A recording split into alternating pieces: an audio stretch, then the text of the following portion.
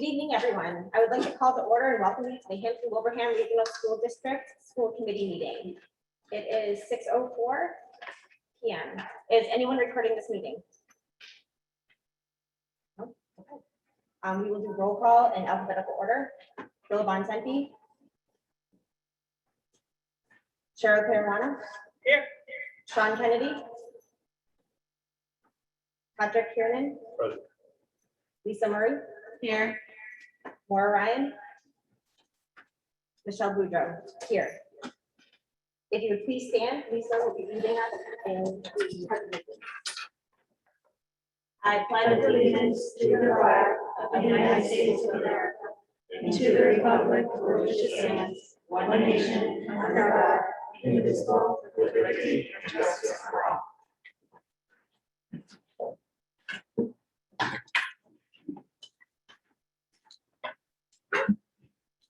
On Tuesday, October 5th, in a joint meeting of the Hampton Select Board and School Committee, it was voted to approve the settlement and mutual release and civil action number 1879-CB-149, pending in Hampton County Superior Court, and to authorize our legal counsel to take all necessary action necessary to effectuate the settlement in court. Just through the chair, Aaron, I think that because we have the PA system going now, and I think because we have the PA with the owl, that we're getting that reverberation. I don't think the owl is, Because the volume's off. Are you guys hearing it echoing out there? Yeah. To my understanding, the volume on the owl is off. And how about you? But I'll double check. I'll double check right now.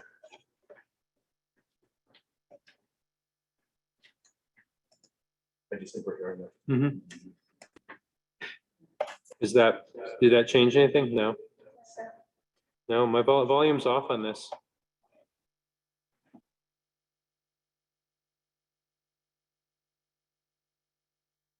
Is that better for you guys out there? Now You it's, hearing an echo anymore? hold on. I just think last time we didn't have the PA system in place, now that we have it, so it was just a double. I think we have to stop it now. Nope. I still hear it. We're good? Okay. Okay, hold on. Aaron, do you want to turn on your mic and we'll just let people from outside hear through your mic and just. How's that? My mic is on. Through the chair, if we get started. So just a little FYI as a reminder, our meeting has a hard stop at 8 o'clock tonight. We have the cable company coming in and doing a switch over at 8 o'clock. So it's like a Seinfeld episode. They give us this short window of time that they're going to come in here. So at 8 o'clock they'll be here. We need to be finished our meeting by that time because we want to make sure they come in, do the work, and get ready for our start date for tomorrow and make sure we have the input. So we have an 8 o'clock start time. Okay, great. Thank you. Excellent. So if we could get started, first we have a student with us today who's a senior at Manchester Regional High School, Jackie Gallagher. So a couple things. So we're having a student rep this year, and I've been meeting with Ms. Farrar. And Jackie's first, and I've also met with our chairperson about student rep, and I know it's something that Mr. Kennedy has asked for us a number of times of having them come and be part of our school committee.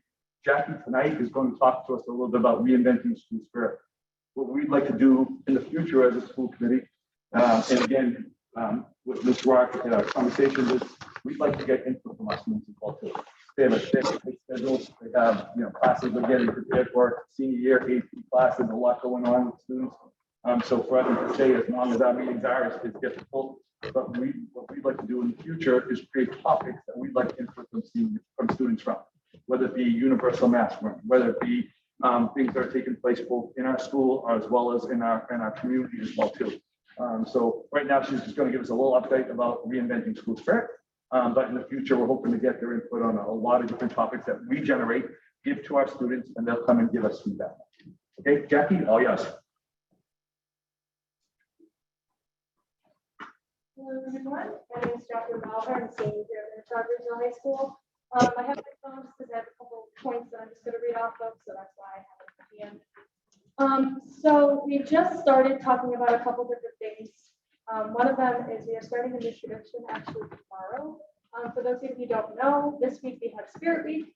So Monday was Outfit Day, Tuesday was Disney/Pixar Day, Wednesday was College Day, and today is Class Color Day. Seniors are blind, which is why I dress like this. And then tomorrow is Minichog Beer Day, so you wear all your Minichog attire.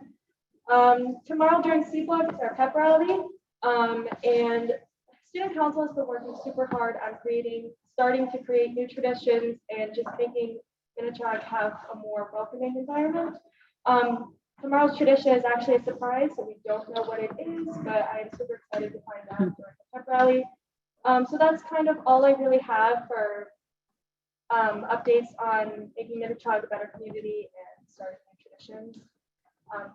Those will TBD be decided. So in the future, when we have other reps, hopefully we'll have more information about that. So what I'm just going to start with is just a quick overview from August 30th, I believe, when school started, to today. So the first week of school went great.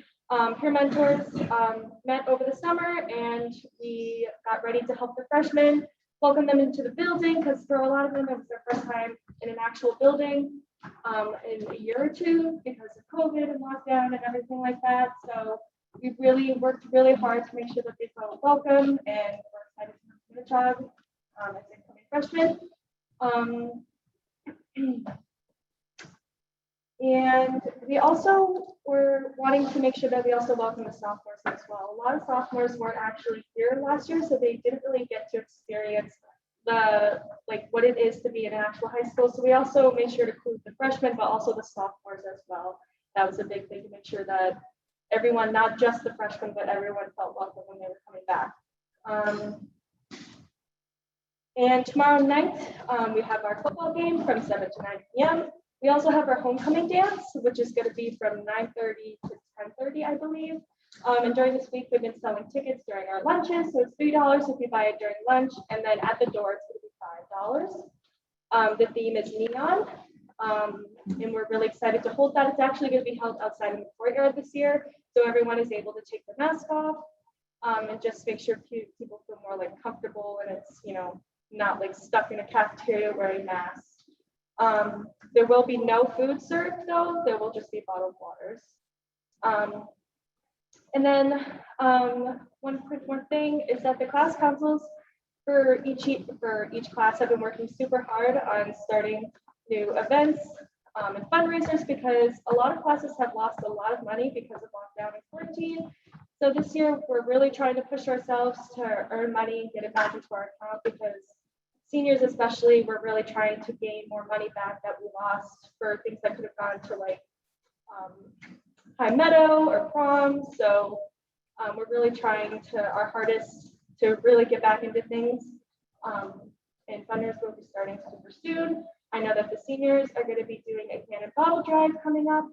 I don't know exactly where it's going to be held or how they're doing it, but it's super exciting to see our senior count kind of grow, and we can earn some of that money that we lost. And if you saw outside, we also have each class did like a big wall to represent their class, and they designed it. And it's pretty much just like a theme for their class, and then it has all of our core values: to challenge, honor, adapt, understand, grow. And then whoever has the best will get a prize or a trophy. So that's pretty much all I have. Does anyone have any questions? You did a great job. Thank you. I have to now, is she going to be staying on and participating in the meeting, or is she just here just to let us know what's going on? Yeah, so we were just talking a little bit about that. I think Mr. Kennedy, before you came in, so I've been meeting with Mr. Ark and conversations with Michelle, our chairperson. So we're seeing tough schedules, right? So between classes and some of our meetings were very lengthy. So we're trying to be mindful of that. But what we thought we'd try this year and sort of a transition from them just coming and giving a report, is getting input from them. So what we're hoping to do, maybe at a workshop or even at some school pre-meeting, or even at our next one, is generate topics that we want their input on. So say for the next one, it's universal mask. How do students feel about, wearing a mask all day long in school? Whatever the topic might be, we're going to give it to our students ahead of time, and they're going to come and give like sort of their input on that and what they're thinking. some of the decisions that we make as a school committee, or I should say you guys make as a school committee, it'd be great to get their input on it. And that's what, Might I say, let them come up with the agenda. You know, let them decide what they want to talk about, what's important. Sure. Rather than say, what do you think of these 4 things? You know what's going on in your school, you know what the school committee does. Do you guys want me to say something? Because I have something else. please, that's okay with the, Our school is at a pretty low level when it comes to the vaccination percent. We need to get to 8% to be able to offer a mask. And I know, I actually just found out this week that they want copies of everyone's vaccination card. And I think that seems like a simple thing, but I think like making sure we take that information, make sure everyone knows about it, because I feel like a lot more kids are vaccinated than what the percent we have is right now, but they just don't know how to like get, they don't know where to put that information. Because I just found that out this week, and I was not aware that they wanted that. I don't remember getting any information about that.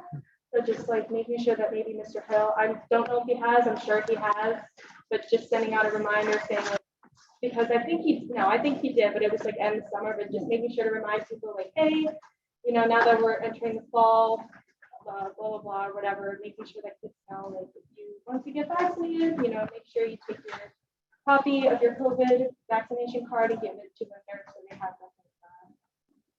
so Jack, that's a really good point. So I send my communications out to parents, right, about vaccination cards and letting people get vaccinated and letting your school nurses know and letting Kiara and Melissa know. But I don't know if I don't reach out, you know, to the individual students as well too about that, especially the old grade. That's a great point. That's I all don't I think have. Yeah, thank you for that. You're very welcome. Look at that. That was awesome. Thank you Yeah. very much. You're very welcome. Great job. Thank you so much. How many we gotta do? We got a busy schedule. Thank you. So that's the point, Mr. Kennedy, right? So these guys got some tight schedules. And so that's why we appreciate you coming in tonight, Jeff. You're Thank very you. welcome. Thank you.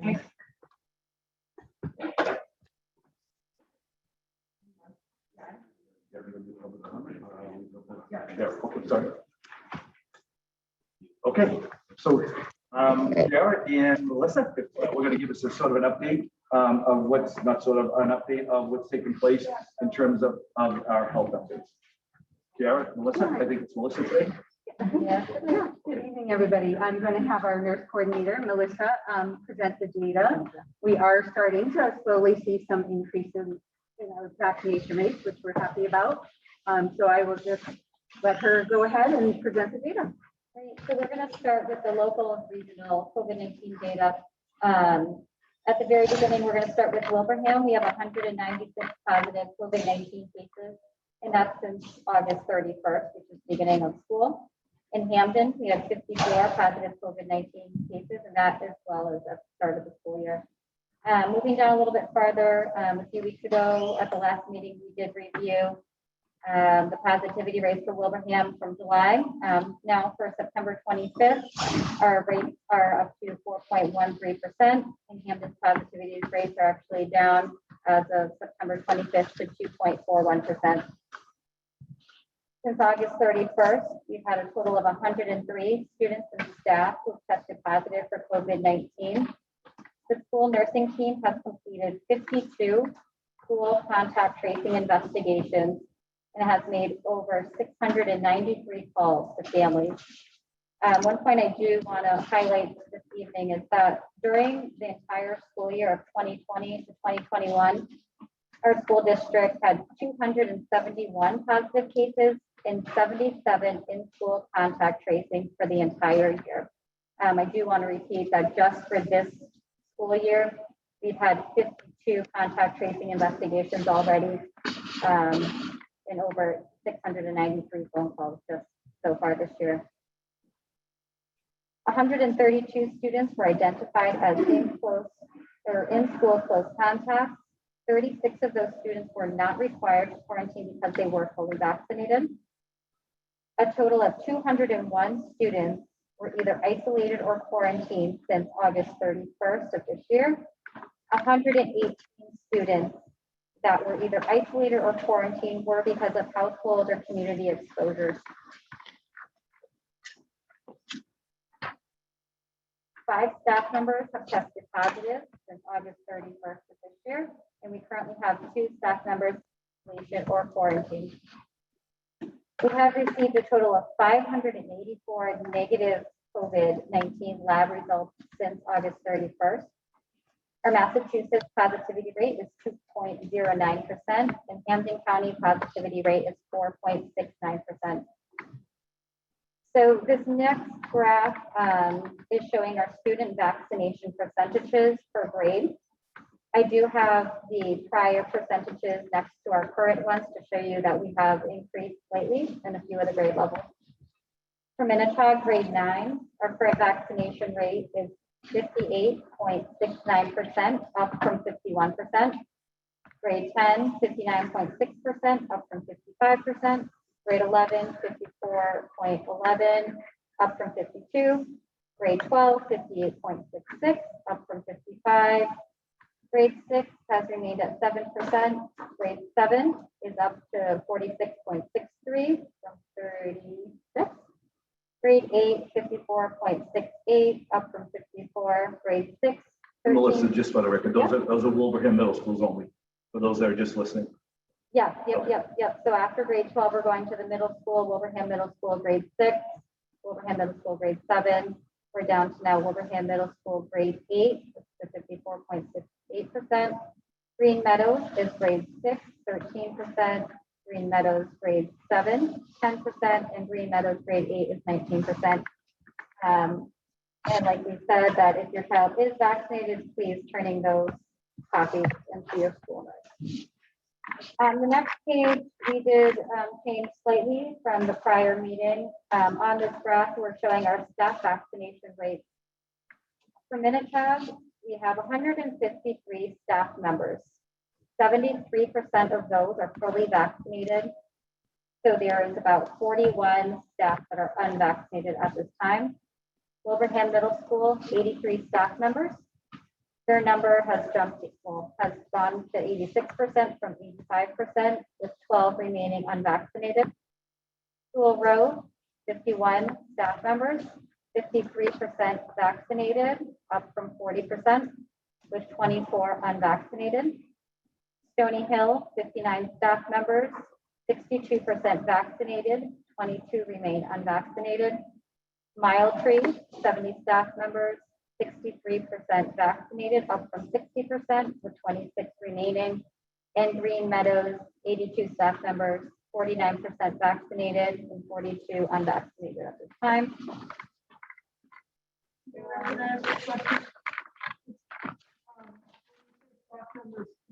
All staff, cafeteria workers, recess monitors. Yeah, this is from the current enrollment data that we have as of today. It's a little bit more challenging with the high school because with the district staff, and so, finagling those that are going from school to school. Yeah. So that's a little bit tricky, but we did the absolute best we could with knowing that some staff members move from building to building. Yeah. Questions for Melissa or Pierre? We'll get a clarification on who is able to receive remote learning, not that I have a medical. Sure. I was going to talk a little bit about that later on, but we can certainly have that conversation now. You okay? So really just before we jump into that, so 66.5% of our staff are. So did you total all the percentages? And Yeah, I just did. I think I didn't know. I would have to, Yeah, I'm sorry, we didn't do that total. We should have, but but yeah, looking at these numbers, that sounds accurate. yeah, thank you. Even before we go into that part, I know that I know there's some public comment about this as well too. Could we just talk a little bit about what helped clarify about the permission slips that went out today about the permission slips that went out today regarding test and stay and the process that we're starting now. Melissa or Pierre, if anyone you want to jump in about that? So yeah, I actually got in a little bit late. Melissa met with a program coordinator from CIC who will be coming next week to meet with our team so that we can move forward and do this test and stay process. We know that this is important to keep, kids in school, especially those that are close contacts within the school. I can't say to this day that any of those that were close contacts in school tested positive, because we haven't had that happen as of today. So we look forward to moving forward with that process so that we can keep more kids in school. So the permission slips went out today to all of our families. I think it went out about 5 o'clock today. We really need our families here to read that over, sign off on that electronic consent. And this way, then, if your student in the school is quarantined due to a positive case in the school, we can do the test and stay on your students while in school. So they do not have to be quarantined. Once again, back to the point that Jack was saying, if you're vaccinated and you're asymptomatic, you can stay in school, right? Even if you're a close contact, if you're 3 feet or 6 feet, you're vaccinated, asymptomatic, you can stay in school. You will not have to quarantine at all. I would like to say something about that, just because the majority of our cases, as you might know, have been at the middle school and at the high school. And except for the 6th grade, all 7 through 12 really have the option of getting vaccinated, and they would not have to be out of school. So I think that's just a really important point to try to encourage people to get vaccinated. So thank you for saying that. The other part is we were on a call, and please appreciate what I mean on the call. So we were listening to a call that's taking place, superintendents with Dr. Fauci, and what he said to us this week is, and it's nothing that you guys aren't hearing in the news as well too, that by Halloween, that's all students, all children from ages 5 to 12 will be able to have the ability to have that vaccination. So that between our hope is more students getting vaccinated, test and stay, and if the vaccination happens for our young kids, this is going to become less and less of an issue. But to your point, Patrick, in terms of what synchronous learning looks like right now. So one of the things that took place with us is the commissioner, and you've heard me say right from the beginning, there was going to be no remote options at all taking place throughout our school year. Kids are supposed to be back in session, starting school. There was no remote option. Literally 2 weeks before school started, on a Friday afternoon, about 4 o'clock, the commissioner came out and said, oh, by the way, if this district has the ability to provide remote education, they can have that ability to do that. They can do that. So, and not that this matters to us, when I look at everyone around our communities around us, the only one that besides ourselves that decided to take this lead was Somers, Connecticut. We thought the best thing for our students to have with the least amount of large learning loss was for us to have synchronous learning. It is an onion that just kept unpeeling for us and unpeeling for us.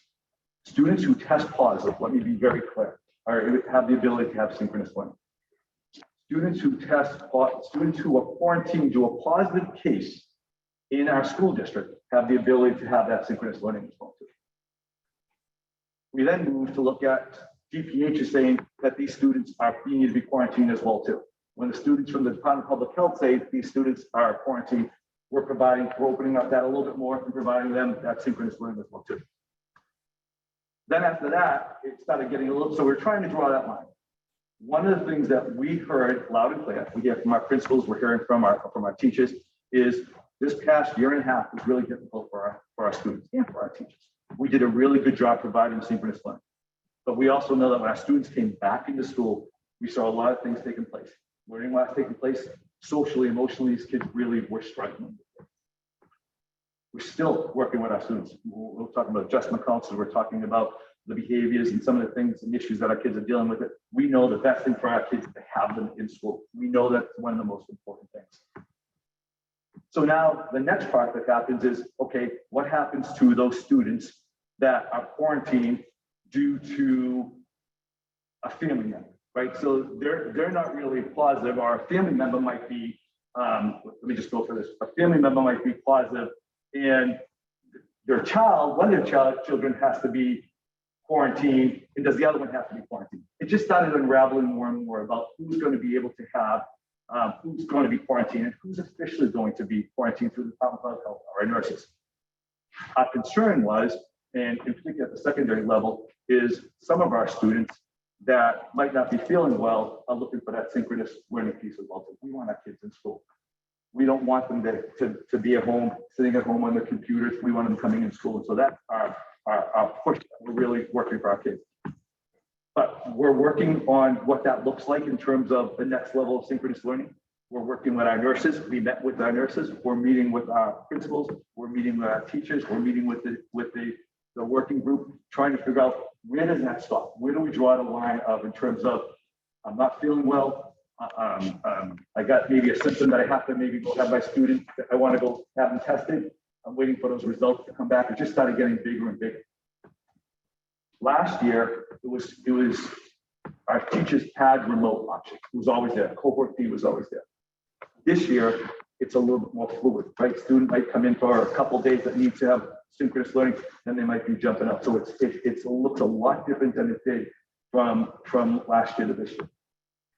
Just please know we're working on this and we're looking to see how we encompass all these other students that might be home or their parents are saying, I want to test them because they're not feeling well and I'm waiting, or the nurse says you have to have them tested and we're waiting for those results back, but they haven't been officially quarantined through the Comm Public Health or through our nursing office. So those students, we haven't opened that up yet for that synchronous learning. And I know you're looking at me like you're really, it just is really complicated. It's really, we're working on it and we're trying to get a better grip on this. What are you waiting for? It says on this thing here that already so far since August 31st this year, we've had 319 kids that have had to be isolated or quarantined. That's 10% of the student population. Yep. It also says in here, in the first 25 days, they had 60 positive cases and then 47 contact tracing. And all of last school year, it was 217 positive cases. So what are you waiting for, Alex? It seems like that the cases are increasing. Shouldn't we be getting it in place so that when kids have to quarantine and they can't come into school, that we can have an education for them, that rather than just have them sitting home for that time period? To your point, the students who are being designated as being needing to be quarantined through either our nurses or the Department of Public Health, we are providing them synchronous learning. Now, how will that change? How will those statistics change? If we get CIC involved and we get some help to test and stay, what will happen then? So I'm really hoping that when we have test and stay in place, Cheryl, that those students who are designated as being need to be quarantined, that through a positive case in school, that they're going to be able to, for 7 days, be tested in our school. And if they are negative, they can remain in school the entire time instead of having to be quarantined. But for the unquarantined, for those thorny issues where they have a slight fever, but they don't come under the radar of being quarantined. How will stay in test and stay help them? Yep. So CIC that we're working with in the Department of Education, the federal government, which is program for test and stay, says that students only qualify for test and stay if they're a positive case if they're a quarantine due to a positive case in our schools. We'll stay in our school. In school. I think parents want to hear that. Yep. So again, Do we have a number of how many kids are sent home and not given a remote option to study? Do we know how many students we've done that? so that's a hard number to come up with, John, because some students It should be an exact number. You should know exactly how many kids are not here, right? Yep. Because they're being sent home. Yep. And we should know if they're getting. So we have running or students, not. yep. So we have students that go home because they're sick, right? And the mom doesn't want, and the student's not feeling well, or the mom and dad say, my kid's sick. And trust me, if you're sick, even with this, we have students that are positive that they don't want to take it because they're not feeling well. They want to be, But they're off. yes, anyone that tests positive in our school district is off the What about someone who, let's say, their brother or sister positive, and they're from the same household, not wearing masks, hanging out with the family? So those that because they have close contact and stuff, and they're not able to, or the parent decides they're not able to come in, are those kids given? Yeah, so that's where it's getting a little muddy, right? I'm using that word because one student of that family might be quarantined, right? And they're certainly, and that student could be quarantined through a contact in school, right? But the other child might not be. And that's sort of, they say, is one removed. So that student could be coming to school as well, too. No, What's that? It shouldn't be much. It seems like we're overcomplicating it. So what we are doing is we're saying it's critical that students are in school. Yep. And then we've got an asterisk, an asterisk, an asterisk, an asterisk next to it. So we potentially have people that are trying to do the right thing and say, I have 2 symptoms. I'm going to keep my child home. Child may be perfectly fine to attend school. And in past years, you gotta sort of throw the runny nose, you go to school. Not a big deal. Yeah. Now, they have to get tested, have to wait for that negative test if they're still doing the right thing. So, I mean, from a process standpoint, either needs to be opened up more so that remote learning is easier to obtain, or I would think medically we're rolling the dice every single time people are going to not necessarily. I want to make it clear, when it is in the household, all of our nurses, those children, unless there's a rare situation, the house, it's quarantine, because once it's in the household, we are seeing it spread in many cases throughout the household. So we as nurses are following the DPH guidelines. So if you test positive today, your family is quarantined. That's clear for our nurses, and that is what we've been following since a year and a half ago. So you're not recommending for parents that if someone in their house has COVID, to send their kids into school because they're not getting remote learning, telling them they need to stay home. We don't want them to. That's true. We are telling them. So, and no one's saying that. And shouldn't be. So no one's saying that. Again, I think you to hear what Kiara said, if you are being quarantined either from our school nurses or the Department of Public Health, we are providing them that synchronous opportunity. Yeah. So this is new, right? This is different than it was last year, right? Last year we had remote option. It was Hwrsd. We had students coming and going all day long. But is it new? I mean, that's what we've been doing for a year and a half, right? I would encourage us to look at policy that seems to me like it's increasing the probability of infection spread and reducing students' access to remote learning. So we're either all in or we're all out. So we don't disagree. So again, this is something that we're working on and we're moving forward a little bit. It's ever changing. So it is a little bit like it's ever changing with this. And again, last year having the ability to have Hwrsd and this year not being able to have that. So the teachers might have 1 student, and they have 23 others that are in front of them. You can have Hwrsd, and if the student is at home and isolated, we can. So Hwrsd was always the remote. There was always a remote. Yeah, you can have this remote option for students that. So please know we're working with the nurses, we're working with principals. We know that this is ever changing, working with the teachers union and working with the working group to move this in that direction. We're how many days into school? We're still working on it. So again, this is something that we're really glad we're doing this because we know that this is the least amount of learning loss. Other districts around are doing packets, they're doing Google Docs. Lisa, do you mind, like what's happening in your district if a student is not figuring on the slide there, but They're not doing synchronous learning in the elementary level. They're at home. They're not zooming in or anything into classes. So every district's at their own. They're still trying to figure it out, and every district's at a different place and trying to figure it out. But yeah, I'm in an elementary school. They don't have synchronous learning if they're out with COVID. So we're, again, if you're COVID positive, you absolutely have the ability of synchronous learning. If you are quarantined due to a positive case in school, or the Department of Public Health says that you're quarantined, we're providing the synchronous learning. It's those other pieces. And please know we're working on it. We're working with our teachers, and I know I keep saying that, our principals. We know there's some situations that we don't really feel right about it. Okay, we got to look at this, we got to address this. And we are. No, I just wanted to cap it off. Can I also say Agawam's working towards that, so I don't get Agawam's trying.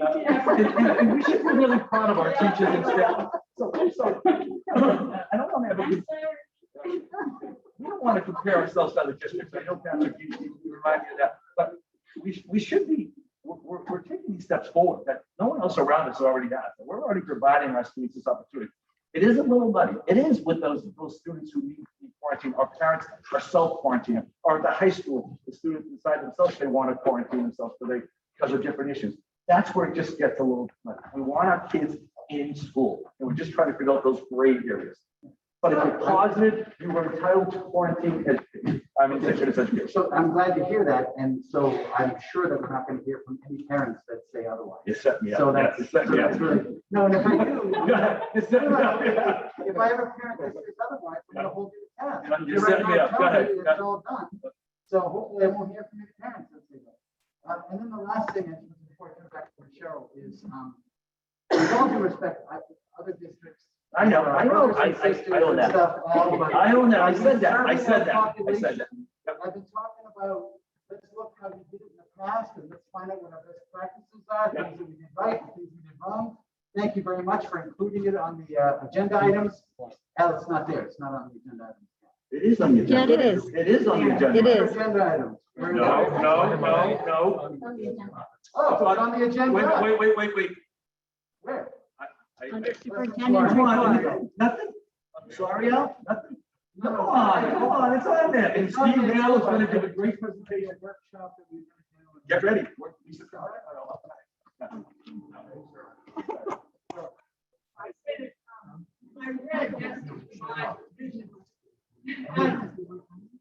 I read it 4 times, and they are so complicated. They got part A, goes to okay, what, and two. You have part C, number 3. I don't know who to keep in mind. What parent could really follow. It's a circular, as nurses, we discussed it too, and we actually brought it up to the Department of Public Health, and because they wrote this up specifically just for test and stay mostly, but it didn't account for many other scenarios. So, you know, sometimes you can circle around this, but in the end, we do always err on the side of caution and safety and make sure that. Yep. And then they're saddled for stopping them. Yeah. Every situation, and I'm sure there's gonna be a time that we'll probably talk about during public comment today, but every single situation that comes up, we're looking at it individually, like what's the best way to get, how to handle this. And our goal is to have the least amount of learning loss for our kids. But I can't stress enough, if they're positive and they're positive or they're quarantined to a positive case in our school, up to the DPH, they're receiving synchronous. But if we have the synchronous learning availability, why not offer it to any kid that's outside? Why limit it just to the kids with COVID? Now, I'm just asking because we have this stuff in place. We have funding from grants and stuff like that. You know, I mean, our budget's never been as good as it is now. Why are we going the extra step? So again, please know I'm working with principals, the teachers union, the working group, working with everyone. We're continuing to work on this. We believe we're doing the right thing by providing synchronous learning. We're trying to work out the gray areas. I am. We are. That's it. Just to clarify the question, Kara, so you said if a family member is positive, Mhm. then everyone's quarantined. That's true. So Yes, so if you tested positive in your household, we are quarantining. So you can use me. So I have 6 people in my household. Yes, 5 of us are vaccinated, 1 is under 12. So okay, well, if you're vaccinated, then. So that was my clarifying question. Yeah, So yeah. If it's vaccinated, no, you're still following the Right, same. no, if they're vaccinated, they go to school, and we just ask you to watch for symptoms, yeah. So unvaccinated. That's right. That's true, that's, yes, absolutely. So to the point, Sean, if you're vaccinated and we also, and you're asymptomatic, and you're also doing this test and stay, you shouldn't even, it should be a moot point that you even need to have synchronous learning taking place. Exactly. You know. Well, I'm gonna be convinced or not in about 15 minutes, I think. Fair enough. Anything else, Ms. Yara? Anyone else want to jump in on that? Anything we're good? Yeah, the only thing I would say is that, you know, in defense to the nursing staff. I mean, and honestly, I mean, if you guys know my politics, you know that Barack Obama is not my favorite person, but I would tell you, in all honesty, he quoted as saying something that was very pressing and honestly one of the most meaningful statements that I've heard him say. When he remarked that we have people in the highest reaches of government who have absolutely no idea. And, you know, the recommendations from the CDC, the TPH, and it's a constantly changing milieu. It's not the same recommendations all the time. We see changes in their recommendations. Nobody has been through this before. Everybody's working through it to the best of their ability. There's no recipe card to make this work. And so, yes, there's going to be bumps along the way. We have to expect that. We have to appreciate that people are working to the best of their ability to help students in education and also keep the students, their families, and the community at large safe. So that being said, I would cut them, sort of a very large block of leeway on to understand that it's like watching Star Trek and watching Spock on a three-dimensional chess game against the ship's computer. I mean, there's a lot of moving pieces in this, and when you think of all of these scenarios that come up, for every scenario you come up, there's 10 other variations. And so, while you're trying to figure out what you do with one variation, another one appears. So, and that's what's happening. But can I just say that we should be really proud and that our teachers and our principals and our staff has taken this on, because it is different than it was last year. It's not the remote. It's not those cohort D. That we're taking this on at the very beginning of the school year, that we started this early in September. And to Lisa's point, other districts are still working it and trying to figure out. We got to give our teachers and our staff credit for taking this on and trying to do this, because we truly believe this is the least amount of learning loss for our kids.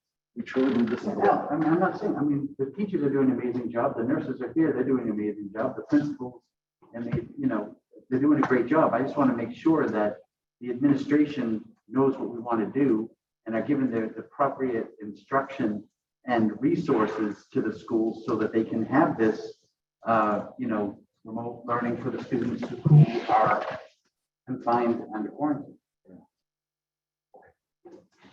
Thank you. What's that? Oh, so if I could go a little, I know we're really out of order. So at this point, if I can ask Steve Hale, and I know Georgina Trevi is also is joining us synchronous. So if we could take a little out of order and go underneath the superintendent's report where it says HWRSD updates. Let me just take my mask off for a second, where it says lessons learned. Lessons learned. If we could have Steve and Georgina join us for that and talk a little bit. Lisa, can I just have this photo of you for a few minutes? Yeah, just for 1 second. Mr. Kennedy, we definitely put lessons learned on the agenda today because, 5 times is a charm, right?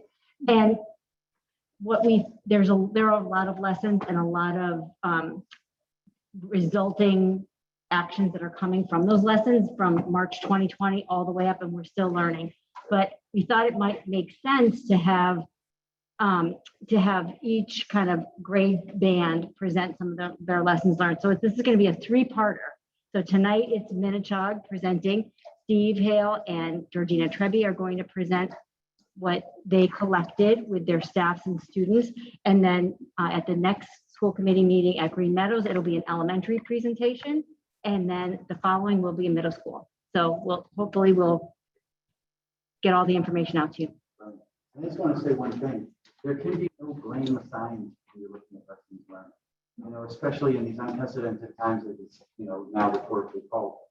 I mean, there is no blame. We did what we did and stand by it, but what we do better if something like this happens. Right. Absolutely. So, Hale, how are you, sir?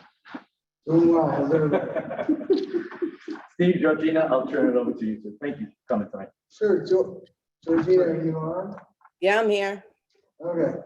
So what we did at the end of last year was we did a qualitative research project where we surveyed our student body on what worked well in the pandemic. And we also surveyed our teachers.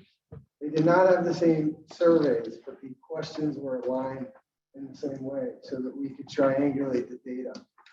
So I'll let Georgina talk about the process that we used and the resources that we used to perform this. So we have a little presentation. So I'm hoping that, I'm not sure how it works with the owl, but I'm going to share. Hang on, Georgina. We have a technical issue. Can we turn it up, please, the volume? Yeah. You guys hear it coming out somewhere? You have to show her on the screen now. Georgina, can you hear us? Yeah, I've lowered my volume too. That could have made a difference. We just can't hear you so well, Georgina. Hang on. We're trying to figure out where the There we volume's coming from. I should only be coming out of Erin's computer, I think. Because the owl is on mute. Oh, that's right. It's coming from my computer. She's right. Is it coming? It's, yeah, we turned off. So you put that microphone right there in front of, no, the one Lisa has, put it right near your computer. We will be able to see if that will work. Want to give us a test, Georgina? Testing, 1, 2, 3. No, no. No, it's because the audio, it's going through the HDMI port. All right, where's my? We can try. Okay. So the video feed is an HDMI cord, so that's taking the volume. Georgina, sorry about this. What you're saying is important enough that we want to make sure we get it right. So No, no worries. my laptop because it's on the HDMI.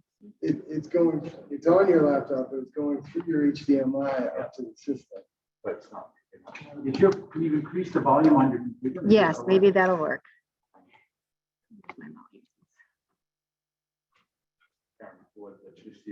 Oh, okay. If you just minimize that. Georgina, you want to try talking? Testing, can you hear me now? How's that? You gotta go to your system tray in your computer. Yeah. So Oh, you're getting feedback.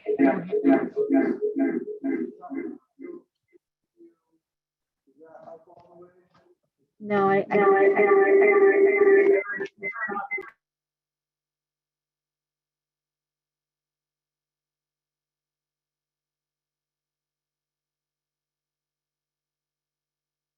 Okay, so now I can't hear anything.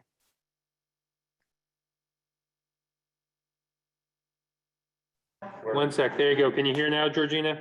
I can, thank you. Is that better? Your presentation was outstanding. Thank you. All right, now I'm gonna share my screen, so I'm gonna throw another wrench into the system. How's that?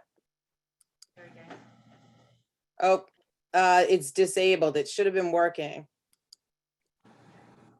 So I thought it was working. Share your screen. So Erin, can you enable screen sharing? We're All getting that. panelists. No, that's it. Perfect. You can see right there. That's it. Go ahead, So let's see. right now. All right, here we go. You're in. Yay, can you guys see this? You can see it now, right? Awesome. Okay, so last year's AP research students conducted the research. So I have to give credit to Joseph Zabian and Cassie Minilakis, who are in college right now. So they did this on their own time after school had ended and they had graduated. They came in and calculated everything, but they did the initial research when school was in session. So the process, as Steve alluded to, was that students and teachers, we wanted to find out what worked. And so we got together and we aligned questions to be very similar between the students and between the teachers. We sought informal feedback to get select topics from both teachers and students, and then we formulated our questions. Students had open reply questions that were coded and quantified, and we decided to do that because we wanted to capture their information authentically. And so the research students actually probably coded over 3,000 replies, just so you understand the magnitude in which we went to get really great information. The teachers, though, understanding the tough year that they went through, we did survey questions, but we scaled them with a Likert scale and then quantified them. And then we compared them together. We also asked students in grades 9 through 11, looking ahead questions, only 2 questions, but the seniors were involved in the initial questions. Those were also open replies. They were quoted and quantified. They did a member check, which means you go to other students and you check your answers to make sure this is really what the replies were. So they used sophomore advisory classes. And then teacher and students results were compared, they were also analyzed, and then the students made recommendations. So here we go on kind of what we did. All right. So the first question had to do with class opening. That means the beginning of the day or the beginning of the class, each block. Students were asked, when you reflect upon how teachers began classes during the 2020-2021, what strategies made you feel most comfortable and ready to learn, and why? And so these are kind of interesting questions because the students really liked the activators that came with attendance, that opening question, that one that created a classroom environment that was really welcoming. And teachers did this in different degrees. But if you look at that stat, that really tells you the first 5 minutes of class really made a difference to our students. The teachers, though, when they did their scaled one, they scaled each question to see how each one worked. And there was probably like 20 different ones that they looked at, but these are the top things that worked for teachers. A fun opening question, a check-in, focus on well-being. That was a really great one just to see how you were doing. Some kind of open share, a joke beyond the joke of the day, and a reflective journal. So those are the top ones that kind of make class opening a great experience. So some of the takeaways: students appreciated the consistent class openings that were inviting and outlined the daily or weekly objective and agenda. And then, oh, actually, Steve, you're going to start going into the teacher stuff. So go ahead. I'm sorry, I started diving in there. No problem. So some of the outcomes based on the triangulation of the data for students, they want consistent and predictable methods used by teachers to begin class. They want fun. They want engaging ways to start class, but they also want a plan for the class. What's the agenda? What are we doing today? So I can get my head around what's about to take place for 85 minutes. Teachers, the impact was we need to continue those class openings, continue to focus on fun, and continue to use technology so that the students are not only use technology, but teach the technology. So students are learning how with the what. And the follow-up that we did as a result of these outcomes was we are collecting all of the class opening strategies after term 1 from the teachers and then sharing it across all disciplines so that I don't have to come up with 180 different ways to start my class. We can use the strengths from the staff and the expertise that they have. Okay, Google Classroom organization was the next category. And so the students were asked the question, when you consider how your classes were organized in Google Classroom, what worked best for you and why? So understand Google Classroom has some mechanisms in them, and the highlighted items or the bolded items in here are the actual names of the mechanisms within Google Classroom. And so students really like the idea of consistency and organization, so that it really helped the teachers get that information about how they can organize and be consistent. So they wanted their classwork, which is a term in Google Classroom, organized by week. They wanted topics utilized for units. They wanted Google Calendar used for assignments and actually have due dates assigned so that those dates will also change. What happens with that is that it also starts to formulate a list of assignments, like curate a list of assignments. So students are already seeing what is coming up and what is due. There's a point of scheduling. Students didn't want a teacher to like be on their prep and work on posting assignments. They wanted them to schedule them for a certain time so they're not being interrupted in class. I thought that was a really good feedback for teachers. Also, classwork is supposed to be used for coursework, whereas the stream should only send messages. So those are from our students. And equally though, if you start to look at the teachers, what worked, they talked about using topics to label, using the scheduling, understanding Google Calendar. The teachers did add using a landing slide or a hyperdoc, which means that's the first thing you do to organize your class at the beginning of the week or the beginning of the day. It depends on the type of class you're in. Also, they noted about classwork in the stream, using a topic for essential information. And the one thing about the topic for essential information is to hold a folder at the very top so that it has your class materials. In my case, it would be a syllabus and and then whatever links are consistently used throughout the class. But other teachers may have something else that they have to put in, and keep that at the very top of their their entire Google Classroom. And then the one thing the teachers said that the students don't know is they want to utilize rubrics because Google has that ability to build it right into the system.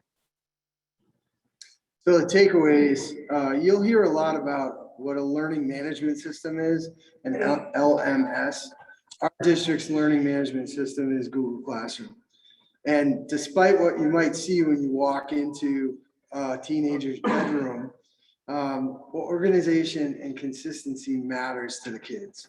They want to find the patterns of where to find the information so that when you're traveling between 4 different classes, they don't want to have to search out this particular teacher's way of organizing material. They want some consistency, and that helps them better understand their learning responsibilities. For teachers, it was to implement the learning management system more consistently across the school.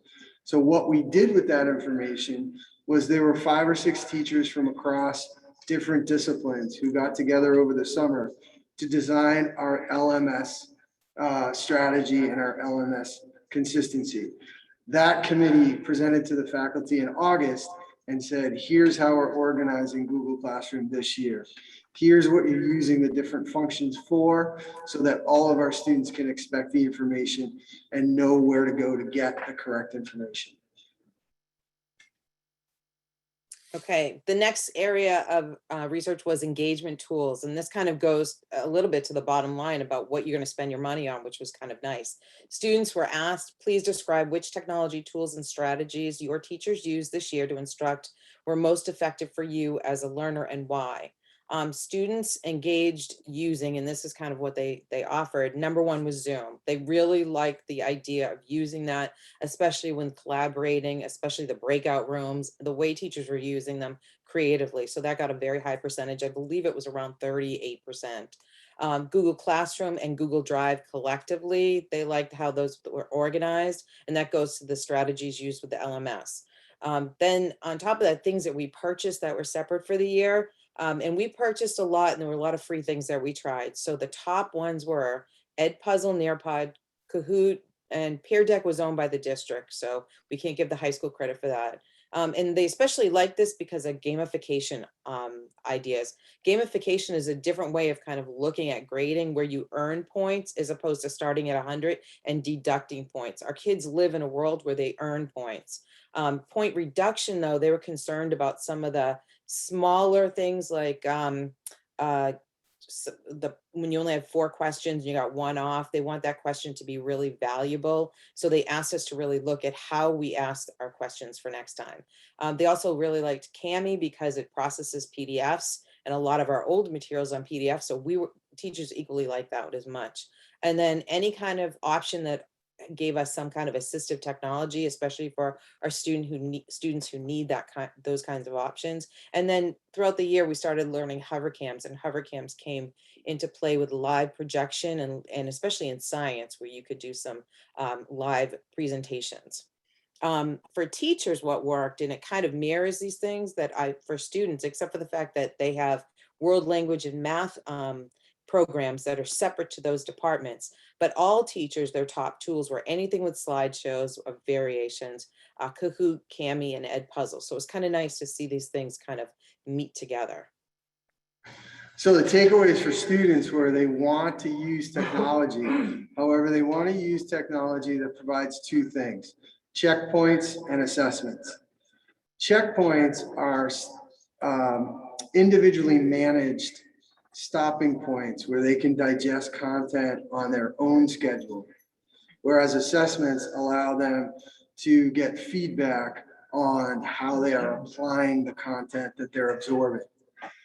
So that's what they're really looking for from the technology. And for teachers to continue to engage in the technology and adding those multisensory options that Georgina mentioned. So what we did with that information was we asked in June the educators to identify any technology tool they wanted. But we had a small committee meet over the summer to evaluate each of those technology asks because we were looking for familiarity of different tools. If the tools did similar things, we didn't want to buy 9 things that did the same thing and have this teacher using that and another teacher using that. It goes back to that consistency approach that our kids are looking for. So we limited those purchases down to the tools that committee felt were the most applicable across discipline levels. And so that our students could see those tools multiple times in classes rather than 25 different tools. It also allowed us to be budgetarily conscious. Okay, the final large silo was teaching and learning. So students were asked, other than technology, when you reflect on how teachers taught and how you learned this year, what worked best for you and why. And so the students reported thriving when the class was interactive, where they could work with peers and go back and forth with each other. They really enjoyed that and felt like they learned in that atmosphere. They also wanted to connect directly with their teacher, that one-on-one type of time that you could do. Both wanted paper, they wanted paper and digital options, which we thought was fun, especially for math, though. We found that students wanted their paper option. They also appreciated their independent learning, so interactive and then independent, and they were learning a balance for each of these and why these two kind of learning methods were important. And they wanted to be guided with compassion. I think this is one that really came out with the students. And when Joe and Cassidy explained it, they talked about how that teacher can still challenge, but still be compassionate with that challenge. And one example they gave was deadline leniency. And I'll give you an example I do with my students. When I give them a due date, they pass it in, we kind of look at it, but then I say to them, you know, I'm not going to get to it till the weekend. Go ahead, and if you want to improve it at all after this conversation, I'll give you some time to improve it. And that gives them a little bit of flexibility as well as class time to kind of talk about it. And they need that this year. What worked for teachers, we went back to some old strategies that we know, some tried and true things, which is inquiry-based learning, reflexive journaling. We added a lot more real world challenges into the learning, which really brings what you're learning alive. Crowdsourcing was something, which means you kind of get everyone in together to make their opinion about, you know, how we're going to direct ourselves with this sort of learning objective, to add learning objectives, but also something that's not commonly used is to do assessment outcomes. What does this look like? And to use exemplars in that. And the implications of that for our kids, again, was that consistency approach of classes, using the variety of tools and methods, and having the flexibility of learning opportunities that go individual. So I can choose to do it this way for me and my schedule. Opportunities to work with peers again, which they haven't been able to do, and opportunities to work with the teacher. For our teachers, the implications were to incorporate more hands-on as much as possible, to continue to work on that flipped classroom approach, and to personalize the learning with those different strategies as much as possible.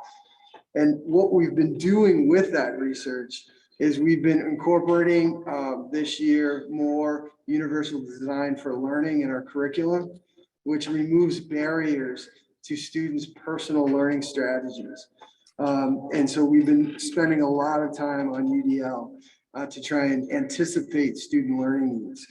And the other thing is we've been engaging more with families, because that was a theme that we wanted to kind of connect that triangle of student, teacher, and family. And the teachers have been calling home more, and also trying to incorporate more fun to reach that social emotional learning need. I was in Marissa's class today in English, and they're outside, and the teacher was teaching them how to act Shakespearean sword fighting. I heard about that. So that was a cool thing to see them doing, and it didn't have to do with reading, it didn't have to do with writing, but it had to do with their ability to absorb the curriculum that they're about to engage in. And that encompasses our theme for this year. Our Minichog's theme for this year is that hard work inspires hard work. That focus on the connection with kids, focus on the fun, focus on the hands-on, focus on that connection, and the hard work will come as a result. So grades 9 through 11 were asked 2 separate questions just to see how they would anticipate coming into this coming year. So with with full in-person learning happening in the fall of 2021, what are you looking forward to in school the most and why? So students, I think you can anticipate they wanted social interaction, seeing friends and teachers. That became so important to them. They want some kind of sense of normalcy, but not like it was before. They want it reinvented, a little bit more of the sports and activities, but also hands-on learning.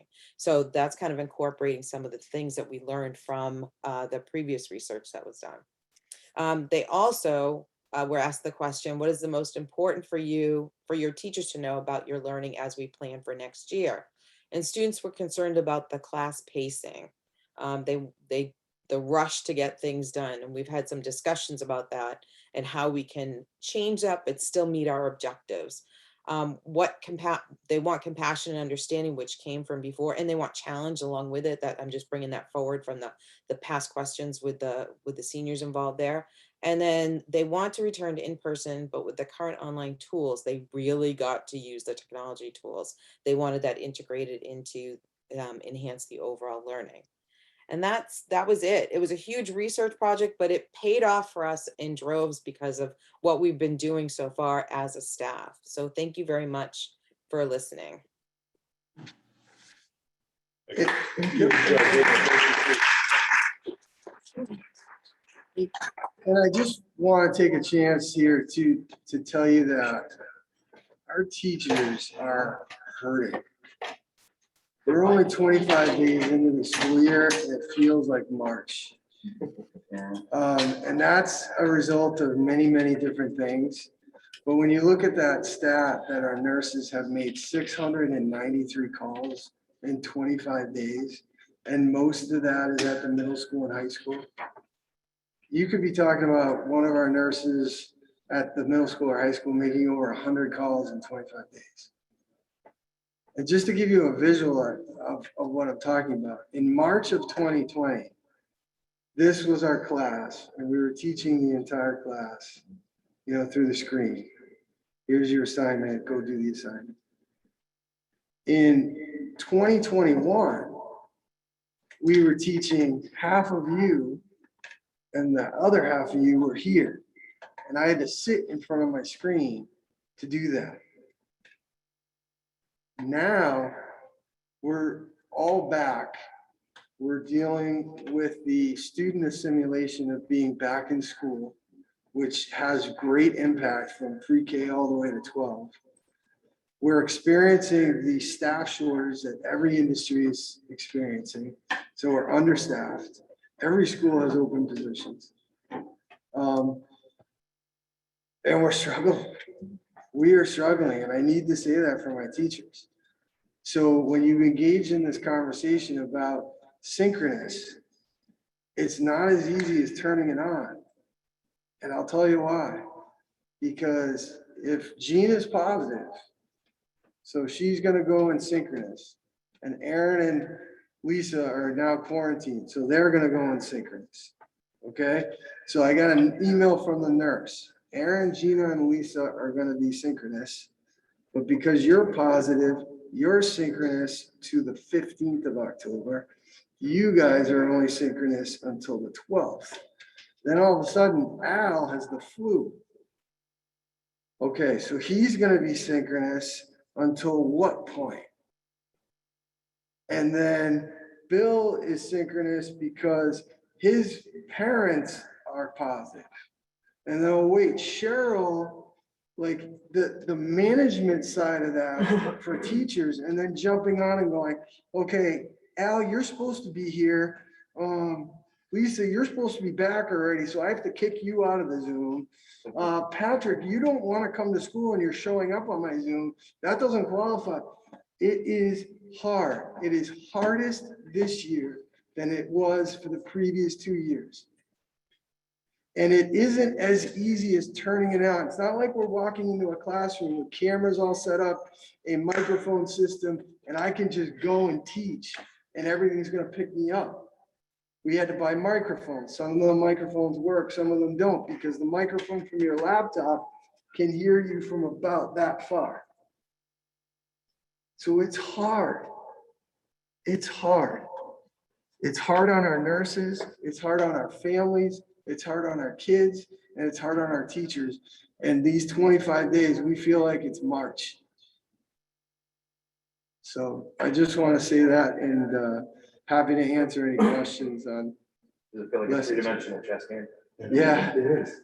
And so here you're hearing it, not just from the administration, the district administration, but you're hearing it from our principals. It's a lot more complicated and I know that's probably the wrong word to use, but it is muddier. It's very complicated, and we're trying to do what's best for our students as well as our teachers. So I hear what you're saying. Thank you for that. By the way, thank you for that presentation. Georgina, thank you. Thank you for including the students, or actually starting with the students. I thought that was really indicative of who you are as a principal, especially during COVID. Thank you. So I asked this a long time ago when we were talking about kids coming back and all that other stuff. So what else do you need from us? What else can we give you? How can we take some of the hurt away from the teachers? How can we, what can we do? Because it's got to be something we can do, because, you know, it's traditional. Whenever something happens, oh, we'll have the teachers do it or have the nurses do it or something. Is there something that we can do to take some of that burden off you? Well, I want to just clarify, the burden isn't just being felt by us. It's being felt by families who don't know what to do. Like, you know, I had it with my own daughter. She had a couple symptoms, so we took her to get tested. The testing now system, where it used to be was just 24 hours, their staffing has cut back because of both the employee shortage and also because COVID kind of went away in the summer. So they cut back on that staffing. It took 48 hours for us to get the test results back and for her to be able to go back to school. And so it's hard on families. It's hard on kids. Right. You know, what do we need? We need the pandemic to go away. What else do we need? We need more social emotional support at all schools, which I know Gina and Aaron are working on through the ESSER grant, the ESSER 3 grant. We need subs. Anybody out there that wants to sub, we're willing to train you. We'll give you muffin tops, whatever it takes to get you to sub. We'll take nursing subs. We too. need Nursing We need subs. teachers. We need special We need education teachers, teachers. yeah. We need, we're. At the high school level, we need another assistant principal. 2 years ago, it was cut from the budget. And yet the other administrator at Green Meadows that was cut from the budget was restored this year. We have a half of this assistant principal that deals with student behavior. The other half of her is student activities, which is all the other stuff that you see here. When you walk out here and see the class posters, when you go to Falcon Fest tomorrow and see the amazing pep rally that we put together. And our pep rally isn't just about sports. It's about every club and activity that we offer here. So there'll be about 50 presentations of the different things our kids have as opportunities. And that's not just here. I think all of our administrators are struggling. But yeah, that's what we need. Thank you. Any other questions for Steve or Georgina? Steve, you mentioned classrooms not being set up with all of the technology. Well, what I'm talking about is, I don't want to say that we're technology deficient. A lot has happened in the last couple of years, and especially with this building. But I'm saying, if you really want to do online instruction well, you'd be walking into a room where there's cameras pointed that you wouldn't have to be dealing with your laptop camera. They'd be mounted, and there'd be mounted sound system that is interactive. So we'd be teaching, and I'd be talking to the people in front of me, and the people at home would just be picking me up, and they could participate in the class. I mean, you're talking about a lot of money. I'm not asking for that. That's not, but it's, we could use, I don't know that the Wi-Fi in all schools is robust, I know even in this school, there are pockets where the Wi-Fi is struggling, and maybe that the charter work that's being done at 8 will help assist with that. But definitely the Wi-Fi backbone in all of our schools is something that I think would help. So I guess I'm a bit confused. Our job is to approve the budget and would just say, did we spend it wisely? So if we spend, call it 200 grand at the end of the year, and then we're returning $418,309, I don't know why we would have any principal sit here and say that they don't have every single thing that they need from a technology standpoint up to, easy math, $620,000 that should have been spent on technology or could have been spent on technology so that a teacher is more, it's easier for them to deliver a robust synchronous or robust online scenario. Easier money, more in quarterback, but it doesn't. I don't know. When you look at some of it. From what you're describing and the number of classrooms that we have in this district, I mean, the $418,000, I think would probably outfit maybe 2 classrooms. For what you're describing, I mean, it sounds pretty involved, and, we're not just looking at the hardware that's involved in that, but also all of the networking that would be involved in that. And I don't know much about the technology, but I would say that, you might be able to get a handful of classrooms done. But I mean, we'd have to take a really serious dive into that to look at, what the cost would be to actually outfit us at that level. And the other is what's the return on investment on that, because we could very well find ourselves at the end of the pandemic at some point in the near future, in which case we now have, little mini studios set up in all of the classrooms, but they may not get the utilization that we get originally set it off for. Yeah, and I don't think with my 90 classrooms, it makes sense to do all 90, but if you had 1 or 2 in each building, because you know what, Bill, then you could sell seats to your classes to other districts. Right. Can I ask, how many owls are being used in this building right now, other than this one here? We've got 1. So wouldn't that be a step in the right direction for some classrooms? It could be. I'm not familiar with that tool. We had Valley Communication come out last year and demonstrate a couple of things, but they were quite costly. So what cost range are we talking here? Do you remember? The Valley Communications, I guess, gave some proposal or something like that? I don't know if I was specifically involved in what. I can get that figure for you, but Right, so outfitting a classroom the way Steve is describing is a year-long venture. It's not something you come into the start of the school year and you don't fix the engine while it's moving and retrofit the entire classroom. Steve is correct about bandwidth. No one predicted when people designed schools and put in Wi-Fi, no one predicted that you're going to have every single kid in and out of school on devices using that bandwidth. It's a strain on the bandwidth. You add, more cameras, higher resolution, more sound, you're adding bandwidth to everything you do. So that's a challenge. So now we're tripling, quadrupling the Wi-Fi coverage, things like that. Again, multi-year projects. Even if we could do those things, again, with everything we had from the commissioner was remote goes away after this year, right? So that we spend that kind of money knowing that remote is going away and a lot of that stuff is just going into the closet. It's do you decide that's a good use of funds to do that? So, there's a choice. We talked about some of these things, the timing to do it, again, was months and months to years to set these sorts of things up. So I probably have an unpopular opinion here. Mm-hmm. I bristle at the comment remote's going away. Right. What was going away from the commissioner is it would not count for attendance premises. There is no reason that we couldn't already have had a strong and robust remote program in place, assuming that remote was going to have to return to some form for students to remain engaged or for students not to have educational loss.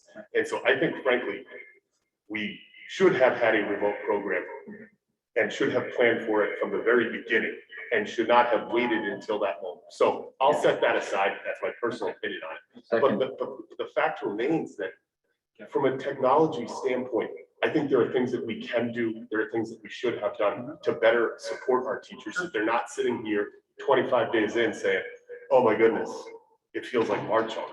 I mean, it's challenging to hear that. And then going back and hearing, well, the commissioner said remote's going away. No, the commissioner said attendance would not count from a remote standpoint, but we could have put something in place. And so, but wait a minute, and just in fairness, right? So there's an entire budget process that we go through, right? So the principals sit with our director of finance, the director of finance then presents to the budget sub, and the budget sub presents to the school committee. And I appreciate that the needs, and we have to balance it all out. And whether it's at the Minichog Regional High School budget or it's at the district level, it's all one big budget, right? That is approved by the towns and approved by school committee. So let's just remember that. And some of the things that Steve is talking about, that's part of the next round of cycling the budget that Karen's going to be doing with the principals as well too. I got it, and I don't like to put people on the spot, but one of the things that we talk about in administration is getting our students in building, right? That's one of the most important things that I even heard you, Steve, say, is that we want our kids here. We don't want them on a screen. We don't want them remote because there's so many things that are happening. Look at the big thing that's happening in Florida right now. That students, they can't even know where their students work. They thought they were remote for the entire year. And all of a sudden they're not showing up in school anymore. We want our kids in our buildings. We want these things to take place. You've heard the young lady, you heard Georgina present today. The kids want to be in person. That's our #1 goal to provide education. And we're going to tell you, and you're going to see as we go along, we did a good job remotely last year. But when you start looking at some of our MCAS schools, you're going to see that we didn't do as well as we could have done. And I think there's a lot to do with, we did a nice job with remote education. We provided what we needed to provide. And it's not going to replace some of these kids in front of us day in, day out. The other thing that I would say is, I mean, we have to keep in mind that the backdrop in which, you know, the decision to do remote classrooms or not do remote classrooms was made, and that is when we hit April and May, we were ramping up the vaccine program in this country. And there was a lot of hope among people in this country that by the end of the summer, this pandemic would be going away. And then we obviously saw a mutation in the virus, and you know, the vaccine program that we have is, you know, has basically fallen flat. You know, I find it in a way quizzical that, you know, we're offering this carrot at the end of the stick that if you have an 80% vaccination rate, you can dump the mask, but at the same time, they're saying that, you know, the variant has just as much infectivity as being vaccinated and not been vaccinated. So, you know, it boggles the mind, like I illustrated before. I mean, nobody knows what's going on in this, but the backdrop at the time is that, you know, by the end of the summer, this thing was going to be gone and we'd be back to, you know, back to life as normal. Obviously, it didn't happen that way. And so, you know, I do agree that a good remote program is something that is definitely, you know, something that would benefit us. But at the same time, I certainly wouldn't. I would look at pointing fingers and saying, you know, this is something we should have done, only because, you know, the idea was much different towards the end of the school year. But you know, but having kids having the option, and even if it doesn't count towards you know, attendance, I don't know what the participation rate would be. I don't know how that would even pan out. But it's a significant investment of dollars. I think the focus for this year was, let's get the kids back into school, and no matter what type of remote learning we have, it is not going to replace in-person instruction. Absolutely. And I think if you ask the teachers, you're struggling, what are you struggling with most? Technology is on the bottom of that list. Right. It seems to be the focus of the discussion, but what's on the list is the assimilation of the students back in an environment, because some of them haven't been in for 2 years. Half of our student body, some of them haven't been in this building until August 31st. The open positions that we have, trying to fill those, and those are at every school. So it's not just about the high school, and subs, you know, subs are an issue, and they're an issue everywhere. So it's not, but those are the top things that I think our teachers are struggling with more than the technology. And Steve, this is about the high school right now, so we want to hear it, because next time it's going to be about the middle school, and then the elementary school. So we want to see what worked well, what didn't work well, and where our needs are. And what Steve said, staffing is a huge thing. we can't fill the staffing that we have now, never mind what we don't know about, right? The teacher falls and gets hurt, the teacher has to have, a hip replacement or maternity leave and stuff. It's across the entire state, across the entire country. Good. So I asked you, what were some things, and I took down some notes, right? So it's not what I thought it was gonna be, all right? The first thing you said is you want the pandemic to go away, okay? Which, I mean, but that's, what does that mean? That means getting more children vaccinated, maybe it means that in-school testing program, that kind of thing. So how can we get it to go away? And that was one point that you made. For technology, you said interactive classroom, I'm interpreting it as that, and then a robust Wi-Fi backbone. So that was 2 points that you made that came on technology. You had 4 other points: social emotional support, substitute, special education teachers, assistant principal at the high school. That's 4 items that comes under the people, So this discussion has totally flipped how I thought it would be. I thought technology was going to be what was the thirst, from the high school. And it turns out, no, it always comes down to the people and the support. And it's a real amazing thing to focus on that. And we talked about also being a little off guard, right? So everyone sort of let their guard down a little bit. We have all of us, not just the country, right? Our masks were off, end of the year, we're doing graduation, we don't have to wear masks, our guy was down. Our teachers thought we were coming back. We had this conversation thinking we're good. And then all of a sudden we'll get hit with this again. There's a definite psychological approach that has hit all of us. Yeah. Right? All In June, the pandemic was ending. We were going to Fenway Park again. We were going to the beach. Yeah. We were going to all these places and everything was okay again. And then 2 weeks before school started, said, well, maybe not. And we're back in masks and we're back in front of screens and we're back trying to manage students in front of us and students. Hybrid's the hardest. If we were fully remote, you can zero in and do all that. When they're fully here, you can zero in. But this business is hard. It's like me with my vision. I don't have bifocals yet, but I need these to look. But when I go to read, I have to do this. So this is what our teachers are doing all day. And it's hard. It's like I said, it's not just here. It's across the board. I don't want to say it's a Minichog issue. It's just what they're struggling with. And we can see it. You can see it on their face. They come out of the building looking like, they just survived St. Patrick's Day. If I can chime in, one of the things that I think often goes unrecognized, if you're in the working world, you're dealing with people on the other end of a conference call, or you work at the college level and you're dealing with adult students on the other end of a college call. Every single teacher is responsible for every single student under their care.